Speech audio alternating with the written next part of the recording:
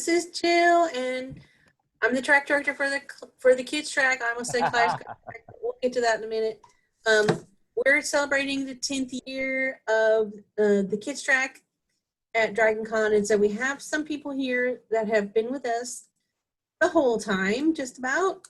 And so I think how about if we go around and everybody introduce yourselves and tell you how you got voluntold to be in the kids track, and then we can just go from there.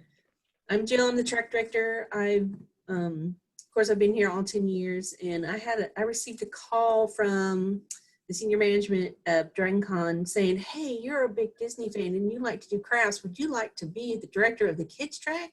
And I was like, "Sure." And then I hung up the phone and said, "I have no idea what I'm doing."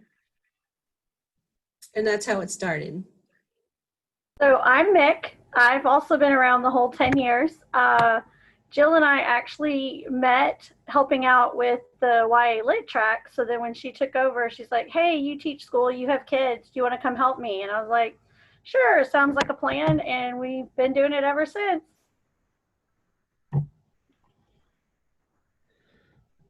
Melissa? I'm Melissa. Have I been here the whole 10 years? Yeah, you were a panelist. Yeah, I saw you guys had posted that you needed someone to do stage fighting or a panelist for Phineas and Ferb, and I volunteered myself, and then you all volunteered me for other things. That was my own mistake. And we also have with us Janine Spinlover, Rom Gardner, and David Beauchamp, who actually, without those three people, I don't think the first 2 years of the track would have had a guest panelist at all. They kind of got roped into watching things that they didn't watch, like My Babysitter's a Vampire and Phineas and Ferb and all that kind of stuff. So, without them, we would not be doing anything. So why don't you, Davey, go ahead and introduce yourself and tell us how you got roped in. I don't remember how I got roped in. I can't remember who. I know it was probably the YA track. I was told that you guys needed guests. I was like, "Sure, why not? Let's add another track to my plate." And I was like, "Sure." And it's probably my favorite track that I work with now. How about Janine and Ron? All right. Well, for me, I had my first novel come out in 2011, I think, and I'd applied to be a attending professional or a guest at DragonCon and was rejected. And I'd nenever done a panel at DragonCon or anything. And Jill, I don't know. I honestly don't remember how it happened. I don't know if you heard about that or because I don't think I said anything to you. All I know is you were like, "Well, why don't you come do panels for us?" Because I go to DragonCon anyway. Ron and I are eternal members because we love DragonCon. And so I guess what I'm getting at is despite my not, despite the rejection by, being a attending professor, and I get it because like I just had one little book to my name and nobody really knew about it. You were like, "Whatever, you're great. You're going to come do panels on the Kaleidoscope track, then the kids track. And you're gonna," and I was like, "Whatever panel you want me on, I will do." I was hungry. I wanted to, help, and I wanted to get my work out there. So I think you were like, "Go watch Phineas and Ferb, go do all these other things." And so I did a ton of panels on topics that I didn't know anything about. And none of them even had anything tangentially related to my book. I didn't care. I did it. I was happy to do it. And ever since then, like a lot of the things that I'm pretty passionate about have found a home in the kids track, from the Aaron Alston Writers Workshop to the Geek Girls Run, Fun Run, Post Run, Chat, and then doing the, I think I did the very first character greeting. I was your Snow White. So it's just, I have always felt like, and since then I have, I've become an attending professional to DragonCon. I've done panels on a whole bunch of other different tracks, from Star Wars track to YA Lit track to fantasy track, like the Writers Workshop. I've done a ton. But I will always, always, always remember the first track that like brought me in and gave me a home, and the kids track is my home as far as I'm concerned. So this guy. Yeah. The boss told me that I was doing it. So so I started doing it. No, I think that is in fact what happened, but Probably. I am glad that And by boss, you mean Jill. I mean Jill. That's right. The boss's boss is what I mean. So Pretty sure it was, hey, can we get Ron to do X, Y, or Z? And I said, oh yes, Ron will do whatever you ask him to. Well, I think it was our first Captain America. Wasn't Yeah, I it? was going to say. Yes! Dave Oh my was- gosh, that's what it was. That You first. were packing costumes. Uh, I was Captain so white. America. I was still waiting. He was Captain America. I will say that I can tell that it's been a long time, because that first year, Davey saw me and he ran at me and jumped into my arms, literally off the ground, and wrapped his legs around me. And that first year, I was like, yeah, okay, that's cool. The second year, yeah, fine. Now we're like 5, 6 years down the road, 10 years, and like year 5 or 6, I had to start stealing my lower back for that jump. And then like year 8, I think Davey had to start stealing himself for the run, and now we kind of approach it gingerly, and we're like, okay, Because you're old. there's a whole run up to it, and we got to get built up, and then eventually it happens. Make sure no one gets injured. Yeah. I can't remember the last time I actually saw you do the jump. I posted it every year when they videoed it from the YA track. So every year for Dragon, it always goes up online. Always. I also remember, That's how we got involved. Ron, I had a volunteer that had to leave for a family emergency at 3 in the morning. And the next morning at 10 or 11 or whatever, we were supposed to have a Bill Farmer interview. And Bill Farmer is the voice of Pluto and Goofy.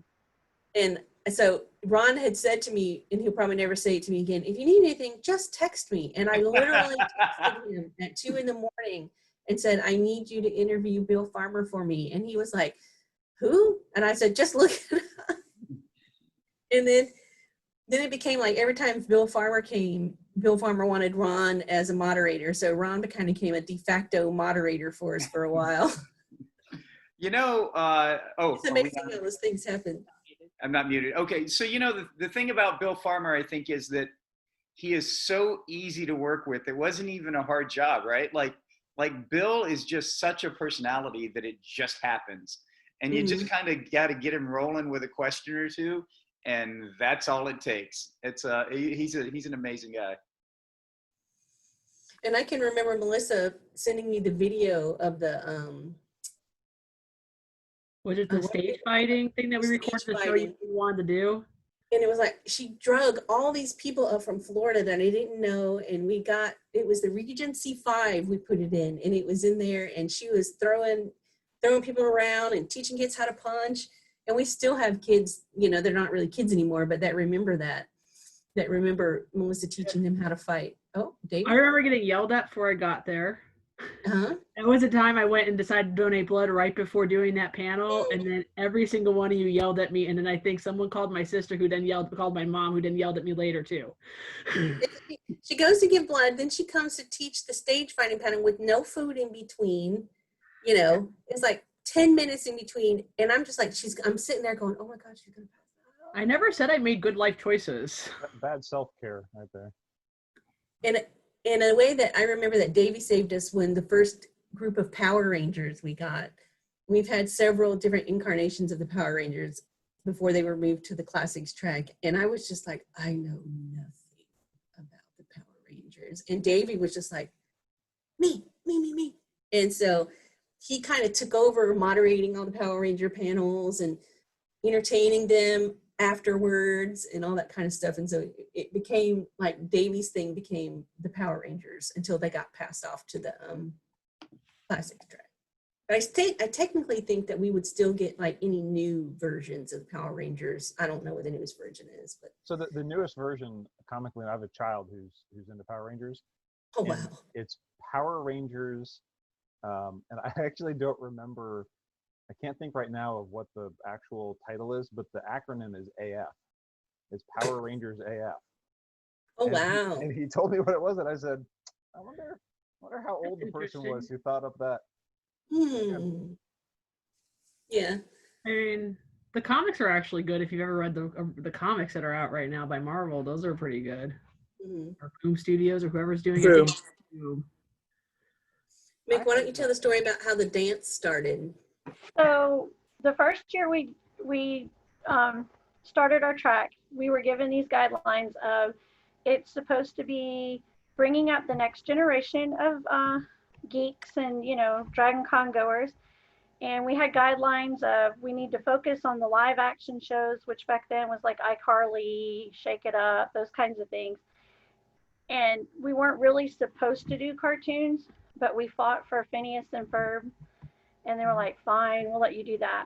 Well, then, those were the things that got all the people there were the cartoons, because the kids, they might watch iCarly and they might watch Shake It Up and all those things. But they didn't really care to talk about it. And I said, well, at school, we have a big response, a big audience when we have school dances.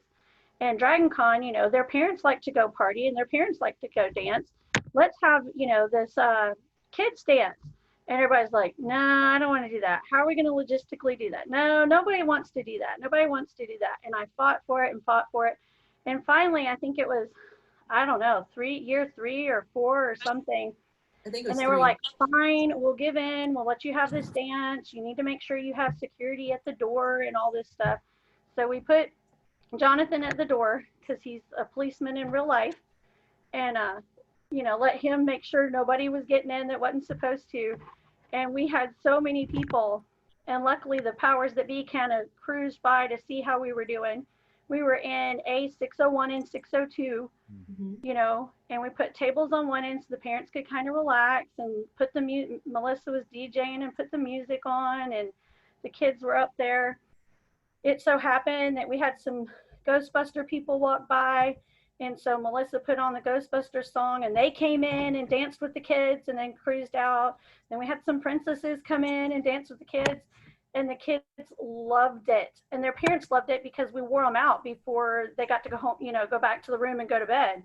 Mm-hmm. So, and it's just gotten bigger and bigger. So we went from A601, 602 for a couple of years. Then we got moved to the Hyatt.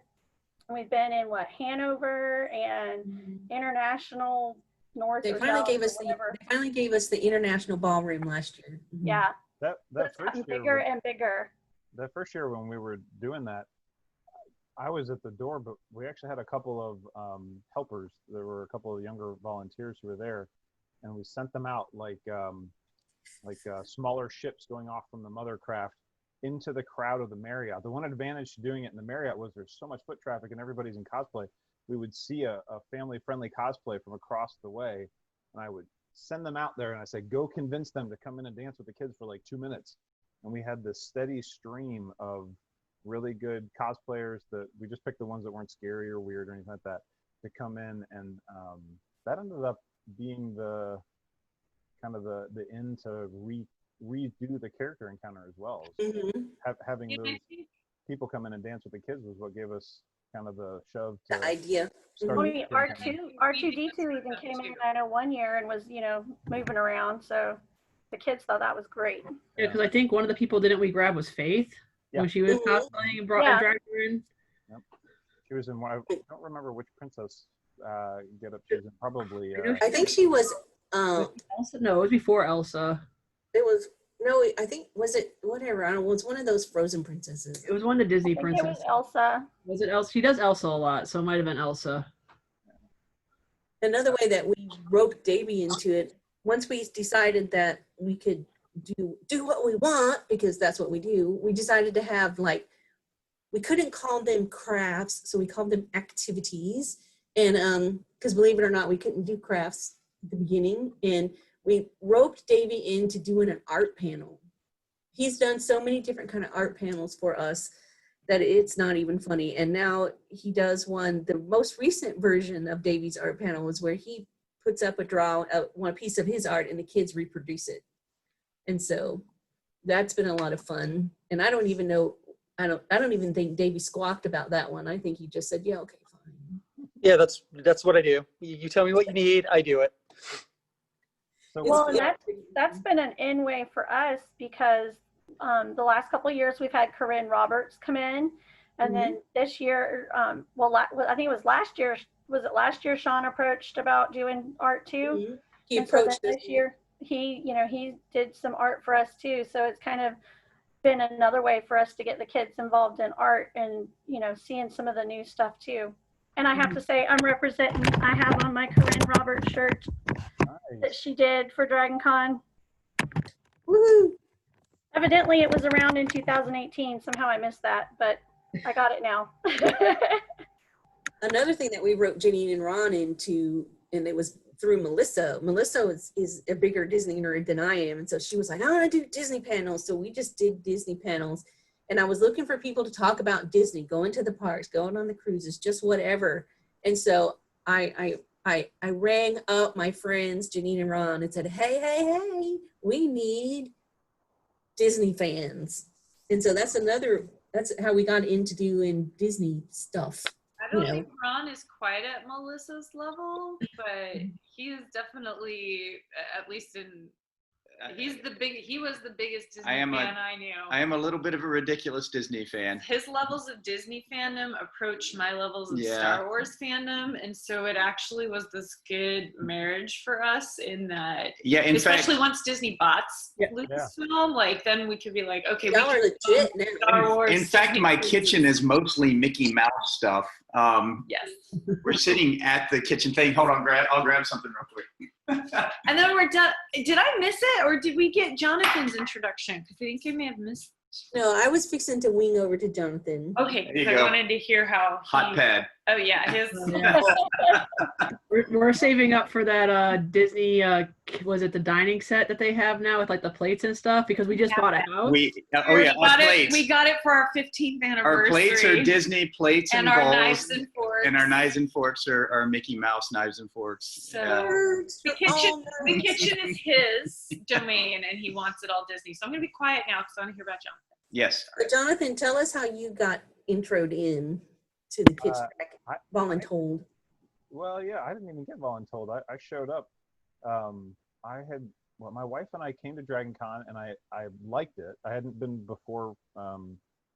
We came once many years ago and just for a day and hung out, people watched. But we came in and I enjoyed it, but I didn't really find a home there. Like I hadn't found a particular track or a particular group that I was really interested in. So I decided to volunteer the next year. So I went to the volunteer meeting, and anybody who's interested in volunteering for DragonCon, highly recommend once this pandemic nonsense is over, make sure you just show up in person and go to one of the volunteer meetings.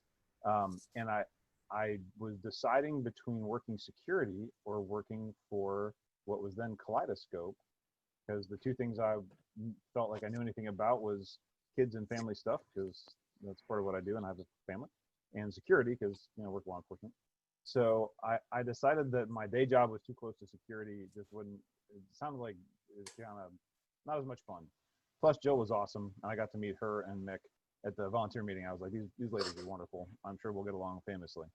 So I came in and volunteered and had a blast. We did that first year, I think was the first year I was there was the year we did the dance. And that to me was, that was just a ton of fun. It was really tiring, but it was really fun, especially to get to kind of rope people into helping out. And I just thought the community was great. And so, so I kept coming back, and then I spent a couple of years as an attending pro working with multiple tracks, but still did most of my stuff with Kids Track. And now I'm kind of moving back into focusing really primarily entirely on the kids, which this year has been weird, but cool. Definitely different. Yeah, for sure. So you're doing a great job. Oh, well, thank you. Awesome. Thank you. I'm doing my best. This is it's new territory for me. We're figuring things out. So Davey, tell us your favorite Kaleidoscope / Kids Track memory. I don't know. There are so many of them. Probably that first year, just because I had no idea what I would be getting myself into, and then also having to watch My Babysitter's a Vampire, which I never thought I'd ever watch. I didn't even know it existed. And she said, I need people for this panel. I'm like, okay, I'll do it. I think that's one of my earliest memories. I feel like all of us have really watched random stuff because of this track. Yes. Although I will say, I loved My Babysitter as a Vampire when I was a little kid. But what was I going to say? I don't remember. Oh, I remember, and this is going to be kind of sad, but I remembered how Davy got roped in originally while I was sitting here. It was Sue's. She was my original second, and she's since passed away unexpectedly. But Sue's called me on the phone, and she said, "I have somebody who is going to help us." I was like, "Really cool. Who is it?" And she goes, "Well, I haven't told him yet, but he's going to help us." Well, I mean, she knew Ron and Janine too from YA. Yeah. So Mhm. I think the YA for most of us, except for maybe Jonathan and Melissa, are in to the kids track, because before I became a director, I was what they call a true volunteer on the YAL track, because I'm also an eternal member, so I didn't really need a badge. And so I started doing crafts for them. And so that was how that ended out. So if you can do crafts, you get sucked in to doing something else in DragonCon. I think I was that's the on, way I was on like the outskirts of the YA track. My sister lives in the YA track. I don't think she's ever left that entire room the entire time we're at DragonCon. But I did other things. I was not I'm not a volunteer. Never have been. I was just somebody who would go to the panels because I loved them and would dress up in costumes, and then ended up writing YA Lit. So it was, I think I just, because I had become friends with Bev and started going to a lot of the YA Lit stuff. Like I was never actually, that's the crazy part, is Ron and I were never actually a part of the YA Lit staff at all, or Kaleidoscope kids track staff or anything like that. But I don't know, we just love you guys, and you guys for some reason keep letting us into the inner circle. So yeah. I remember the first time I saw it, I used to take pictures for the YA costume contest back when people really shot film on real cameras. And you two came as Victor Hermione. Crumb and Hermione Granger for the Yule Ball. Okay. Yeah. That was Yeah. it. I have a picture of that too. Yeah. And then I think that year I saw you later, Janine, dressed up as like Hermione in her jeans and her jumper, and I think the year I had like 4 different Hermione costumes, because he looked at the time with his hair buzz short and goatee so much like the guy who played Victor Crumb. So I made him every single one of Victor Crumb's costumes. And because I made him every single one of Victor Crumb's costumes and told him he had to wear them, I made myself all of Hermione's and wore them to match with him. Although and so I have been furiously thinking about it the last few minutes and looking on the internet. And so I just realized what I loved when I was a kid was My Best Friend is a Vampire, not My Babysitter is a Vampire. I have no Stupidest movie ever made. And I absolutely loved that thing. I don't know if it's kids track stuff though. Is it? I don't know. Campy fantasy, what, 80s fantasy? 80s fantasy type of, it wasn't. You're dating yourself. It's 1980 something. You are definitely dating yourself. Jill, what about Jonathan, you? What's your favorite moment? What did you say? I'm sorry. What's your favorite moment looking back? Oh wow. You put Davey on the spot. We'll put you on the spot. Okay. My favorite moment. I think my favorite moment, to be honest, was the time Mick came to me after that first dance was so successful, and she said, "See, I told you so." And so I just adopted this rule that if I thought it wouldn't be popular but Mick liked it, it was okay. And I can't, that same rule applies to Jonathan, because he came to me about this character encounter, and I was just like, "Oh wow, no." And he was like, "Well, I'll take care of everything." And I was like, "Okay, fine." You know, so literally every popular thing that's turned into a kids track tradition, I initially just rejected outright. I was just like, nope. You never rejected my stuff.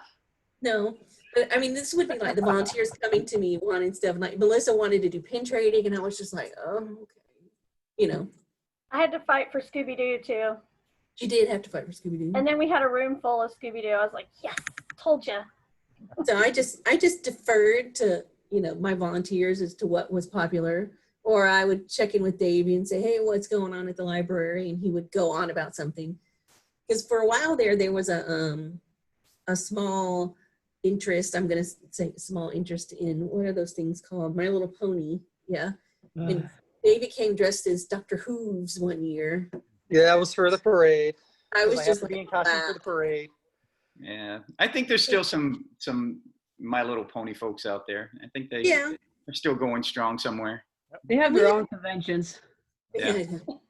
But we've done a couple successful kids panels with My Little Pony that have been successful for all the right reasons. Yep. So I why don't we? enjoyed watching us grow. So the Yeah, first that was- year we were in a room that sat maybe 45. 65. So tiny. It was this little tiny room in the Marriott on the lobby level down a hallway. You know, you had to really go look for us. Or you got lost looking for the bathroom. And, you know, we'd be in this little room and they'd go, well, nobody's coming. And then all of a sudden, you know, we'd have a line out the door and they're like, why aren't these people in there? Because it's full. They're waiting to get in, you know, and they're like, for kids stuff? We're like, yeah, people like kids, you know, they have kids, they like kids stuff. And now, you know, we have 2 rooms, not just the one room. So we kind of have an activity room and a, you know, sit and talk room. And then we've learned too that if we want a large room, like for our dance and our kids encounter, we like try to be the first ones in the database. Hey, we want a large room, put us in first so we know it's covered. So we've learned a lot over the years too. Oh yeah. What did you want to say, Janine? I just have a question for you guys who have been basically running the track, growing the track, and been here from the foundation. Especially when we started talking about My Little Ponies and all that. How do you strike the right balance between, this is a track that is aimed at children. It is specifically aimed not at adults who like kids stuff, but at children. How do you strike the right balance of having kids and families in there, but also allowing the adults who do want to come in and have a discussion about Disney roller coasters or Disney cruises? You know, because you do host Geek Girls Run, and let's face it, that is primarily, there's a couple kids, but it's primarily an adult group. How do you know, the My Little Ponies for a while there, I think, was overrun with more adult fans than children. So how do you strike that balance? Well, at first, I kind of pushed that stuff off on the animation track, and then, you know, or a different track. And so then the track directors were coming back to me saying, but, you know, there's kids and they want to talk about kids, and we're over here talking about adult stuff. And so it was basically trial and error. But I think one of the biggest things that helped was when they let us when DragonCon created tags in the app, that we could tag things as kid friendly, or we could rate them like G or PG or whatever, or general audience. And so that let the person looking at the information, you know, whether it was an adult or family, they could make their decision. And then we also started adding in the descriptions, like this is targeted at children and that kind of stuff. And another thing that really helped is when just happened, 3 years ago, when we changed from the Kaleidoscope to the kids track. Because I think when we were called Kaleidoscope, we were kind of hidden, you know, hidden, but in plain sight. You had to know what Kaleidoscope track was to know what it was for. And then we asked we could change the name to the kids track, and they agreed finally. And so then it became obvious what we were for. Well, and I also think it helps that we front load the panelists as kids if we can, right? We try to make as many of the panels have kids on it, so it's kids talking to kids, and then you front load the room with any kids and parent, like the kids with their families first before you get the adults into the room, because it really is aimed at them.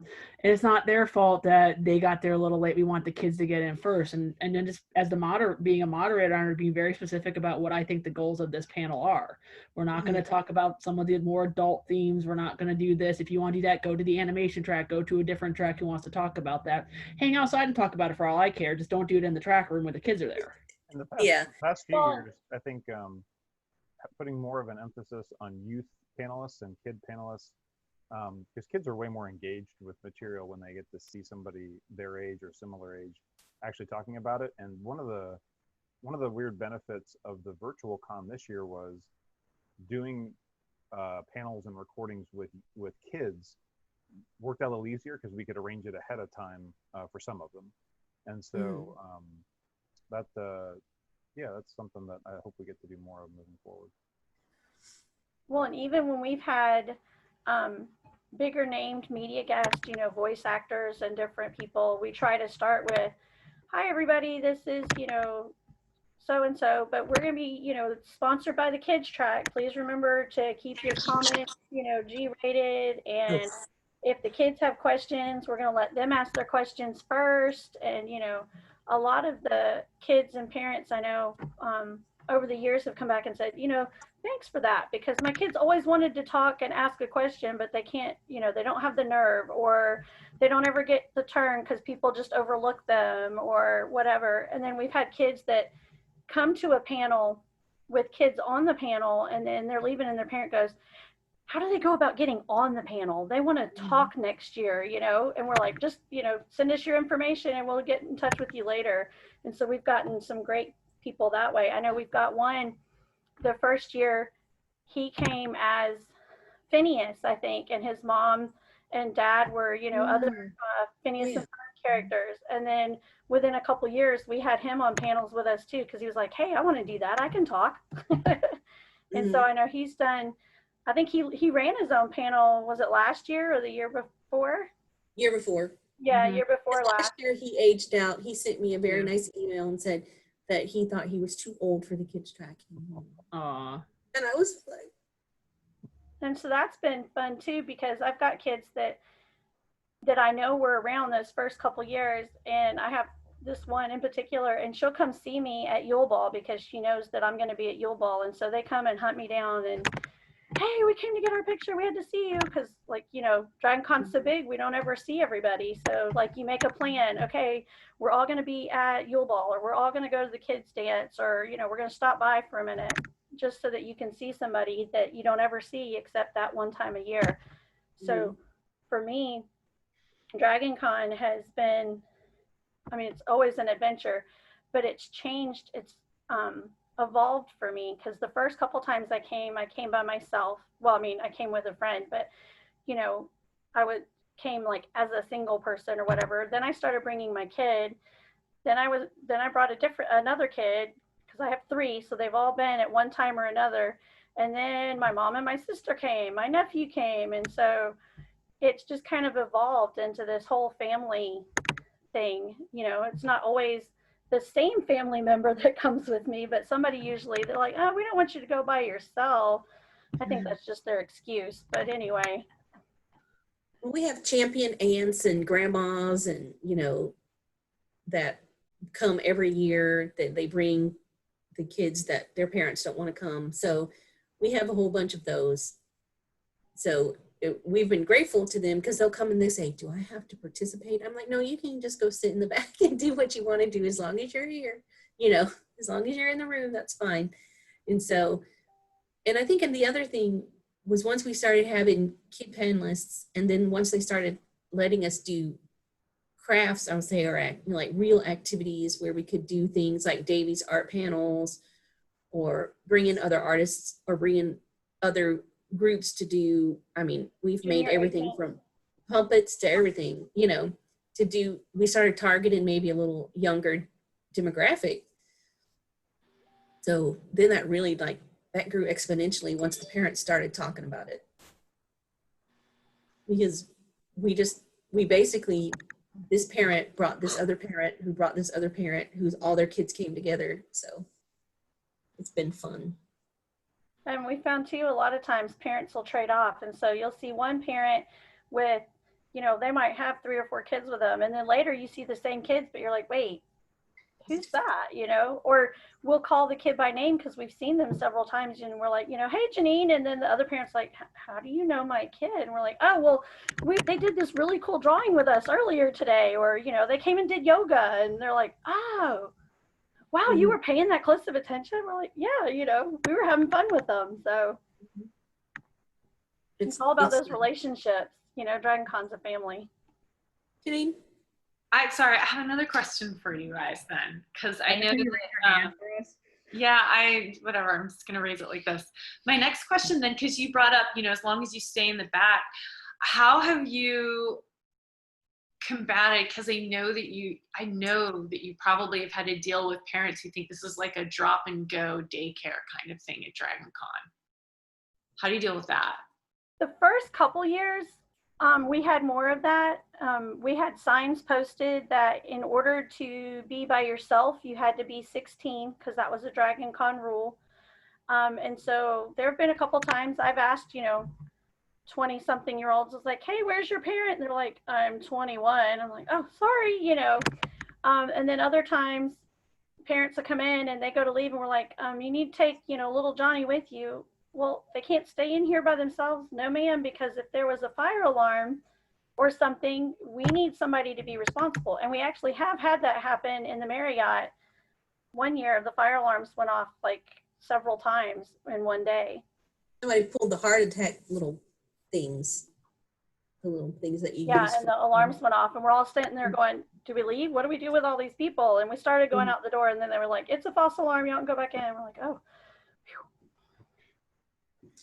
Yeah, and DragonCon was really nice supporting us in that you had to have at least one guardian or parent, and it had to be somebody that you can't send like your 15-year-old brother with his 3 younger siblings. They still need an adult, So it's helped now that parents understand that they're not required to like what's going on or participate. But once we started the activities, then some of them were like, well, I don't want to do that. Because I know we had several single adult people come into one of Davy's classes last year, and we kind of scrutinized them at the door. And they're like, I just want to come to this panel. And we're like, okay, So. That's true. We've had adults come to the kids writers workshop. We just, they sit more toward the back, Lucy, as long as they're not displacing a kid, I don't have a problem with them being there. And quite frankly, sometimes it's helpful because I know in the writer's track in the beginning, especially when the kids will get really shy and not want to talk yet, when one of the adults who are in there taking the class or doing the craft, speak or say something, it almost kind of helps break the ice and warm them up. Mm-hmm. We had, the first year we did the Duckman coloring, we had a whole circle table that was full of just adults that were just kind of come in to, chill out. They like to color. They needed a break from all of the other stuff. And we're like, that's fine. But if, more kids come in, you guys might have to leave. And they're like, we're good. Like, okay. And they just sat back there and colored their little ducks and, talked to each other. It was fine. We have we've got a cool little video that our volunteer team has put together. And I want to make sure that we have time to show that before we wrap up, because we're getting close to the end of our time. So hopefully I'm a terrible screen sharer, so I'm going to do my very best not to mess this up. I have faith in you. We'll see, we'll see if it works. We're cheering for you, Jonathan. Okay, thank you. Oh, there we go. I think it's working.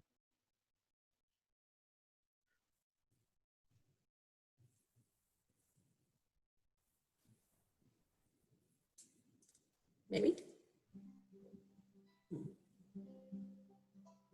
Might want to turn the sound up. The sound's not coming through. It's just not that loud. Oh, wow. I told you I would mess this up. Let me try one more time. I think you need to turn the volume up. Was that the American Ninja Warriors that crashed the Ninja panel? Warriors Oh my God. crashed the ninja panel. Yeah, wasn't that me? I was so excited when I found out they were there because I was like, Yeah. huge fan I was of so that. mad. I was like, who are these people coming in? And you and Dave were just like, hold on. Oh, I'm the one that let them in the door. And they knocked down all the paper lanterns and I made them put them all back up. I'm going to try again. Tell me if the volume's working. All right. Yes, I can hear it now.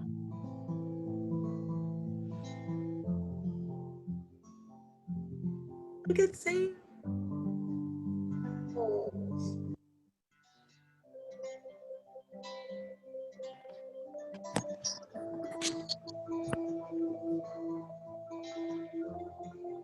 Look, it's Davy. That's the That's the first year when we did the talent show. the talent show.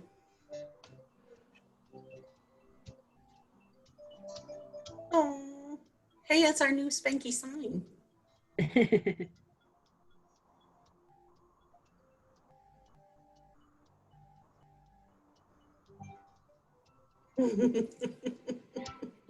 That's the talent show as well.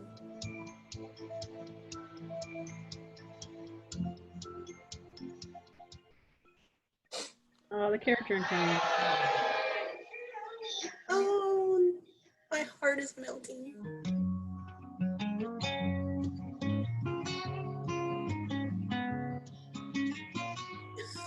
Aw. Yeah. First DragonCon. Look at Jonathan.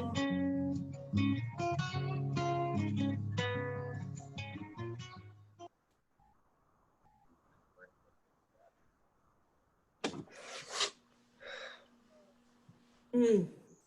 Happy 10th birthday, Kids Track. Aww.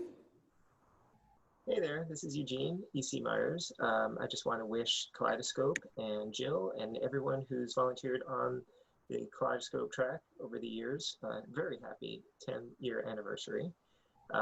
It's been my privilege and my honor to participate in some of the panels when I've been at DragonCon, giving me a great excuse and an opportunity to hang out in panels talking about some of my favorite things.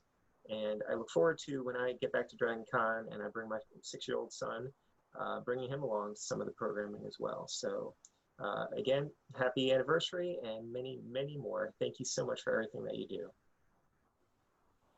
Hey, this is Brian Young. I've been a part of the KT track for quite a while, and I'm really excited that it's celebrating its anniversary. And Jill, I wanted to thank you for all the work that you've done making it what it is. I'm really glad that we've been able to do like the Aaron Alston writing workshop, and I've had a lot of really fun times doing panels with kids talking about Star Wars or whatever, and I'm really glad that DragonCon has this as a resource. And happy birthday and great job, Jill.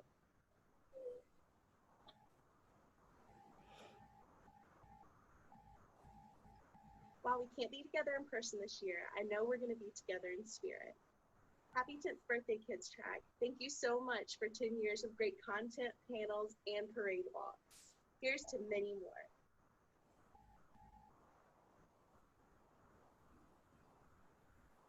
We miss you, DragonCon kids.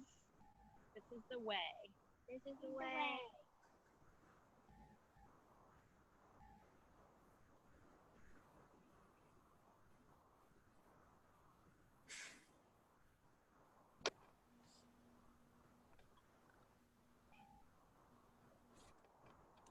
Happy, happy birthday, Kids Track dear. Happy days will come to you all year. If I had a wish, then it would be a happy, happy birthday to you from me.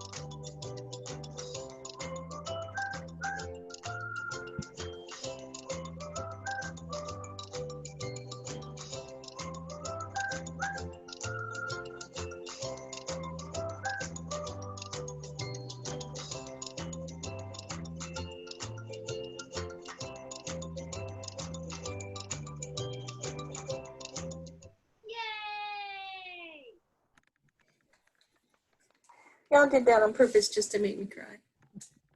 You know, golden life and all that. So that was from the team, and we wanted to make sure that we had a chance to stop this weekend and say a big thank you to Jill and to Mick and Melissa and to everybody, including Janine and Ron and Davey and Brian Young, who have really made and Faith McComb has done an amazing job with the character encounter over the last few years, and really y'all have made the Kids Track into a wonderful place, and I'm really glad to have landed here as well because it's made my DragonCons really special every year.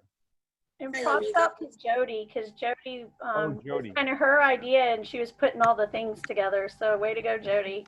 Yeah, way to go, Jody. Thank you, Jody. Hey, Melissa, I want to thank you for that ceiling fan, because it's made me feel like you've got a rave going on in your in your library this whole Enjoy time. it. You know, I'm in the library right now, so.